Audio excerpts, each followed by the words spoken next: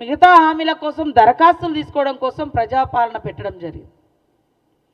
అంటే మేము 7వ తారీఖు నాడు ప్రమాణ స్వీకారం చేస్తే 9వ తారీఖు నాడే ఇంకెప్పుడు అమలు చేస్తారు అని మాట్లాడారు. 5 సంవత్సరాల క్రితము మరి ఏకకాలంలో రుణమాఫీ అని చెప్పి కనీసం ఎంత ఘోరంగా రైతులను ఇబ్బంది పెట్టిరో మర్చిపోయారో నేను అడుగుతున్నా.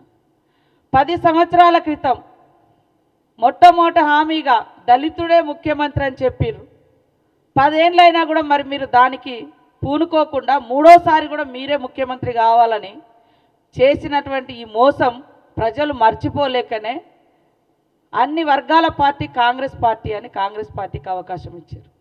10 ఏళ్ళు దోచుకున్న దోపిడి దొంగలు మీరు అని ప్రజలు గ్రహించే మీరు 420 అని ప్రజలకు తెలుసు కాబట్టే 2004 నుంచి 14 వరకు ప్రజా సంక్షేమాన్ని గుర్తుపెట్టుకున్న ప్రజలు తెలంగాణ ఇచ్చినటువంటి కాంగ్రెస్ పార్టీకి అవకాశం ఇచ్చారు. ఎందుకు తట్టుకోలేకపోతున్నారని మేము అడుగుతున్నాం. ఇవాళ ఒక ప్రజాస్వామ్యబద్ధంగా జరిగినటువంటి ఎన్నికలలో మెజార్టీ మాకు వస్తే తెల్లారి నుంచే కూలుస్తాం పేలుస్తాం అని చెప్పేటువంటి ఈ మాటలు ఎందుకు ఇంత దురహంకార మాటలు, ఇట్లాంటి దుర్బుద్ధి అని మేము అడుగుతా ఉన్నాం. కాబట్టి 420 మీరు ఇచ్చినటువంటి హామీలు అమలు చేయకుండా 10 సంవత్సరాలు ఇష్టానుసారంగా గడీల పాలనను గల్లీ బిడ్డల మీద రుద్ది ఎంజాయ్ చేసింది మీరు. మేము అధికారానికి వచ్చిన మరుక్షణం నుంచే ప్రజల కోసం ఎలాంటి అభివృద్ధి కార్యక్రమాలతో పాటు ఇచ్చిన ప్రతి హామీని అమలు చేయాలని ఆలోచిస్తున్నది మా కాంగ్రెస్ ప్రభుత్వం. అదే కాకుండా ఆటోల విషయంలో ఇవాళ మహిళలకు ఒక ఆర్థిక స్వేచ్ఛను, ఆర్థిక స్వతంత్రతను, ఆర్థిక స్వావలంబనను కలిగించాలి.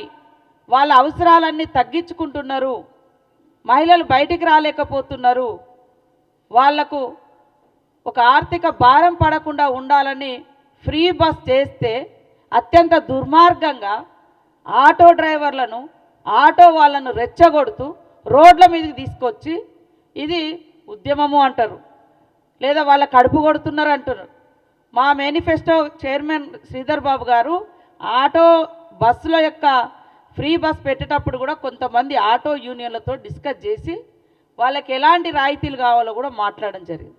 భవిష్యత్తులో కూడా వాళ్ళని ఆదుకోవడానికి కూడా సిద్ధంగా ఉంది. కానీ ఇంకా ఎలాంటి సమస్య లేనట్టుగా ఒక ఆడకూతుర్లు వచ్చి స్వేచ్ఛగా బస్సులలోకి వస్తే ఈ ఫ్యూడల్ భావజాలం కలిగినటువంటి మహిళలంటే చిన్న చూపు చూసేటువంటి ఈ టీఆర్ఎస్ పార్టీ, మహిళలంటే తీవ్రమైనటువంటి వివక్షతకు గురి చేసేటువంటి ఈ టీఆర్ఎస్ పార్టీ